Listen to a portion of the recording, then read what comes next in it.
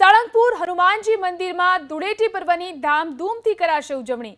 સાળંગપુર મંદિરમાં છેલ્લા 2 વર્ષથી ધૂળેટી પર્વની ધામધૂમથી ઉજવણી કરવામાં આવે છે, ત્યારે આ વર્ષે ધામધૂમથી ઉજવણીની મંદિર પ્રશાસને તડામાર તૈયારીઓ કરી છે।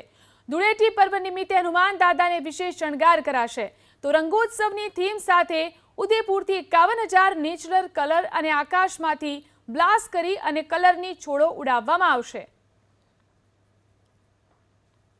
છેલ્લા ઘણા વર્ષથી સાળંગપુર હનુમાનજી કષ્ટભંજન દાદાના દરબારમાં એમાંય તેમ દાદાની બિલકુલ સન્મુખ હજારો કિલો રંગથી ભગવાનના સંતો અને ભક્તો દાદાના રંગથી રંગાય છે। આ વર્ષે 51,000 કિલો રંગથી આ દાદાનું પ્રાંગણ આખું રંગમય બનશે, દાદાના રંગથી રંગાશે। સૌ પ્રથમ સવારમાં દાદાની આરતી થશે, સંતો દાદાને રંગશે અને એ જ પ્રસાદીના રંગથી તમામ ભક્ત સમુદાયને રંગવામાં આવશે।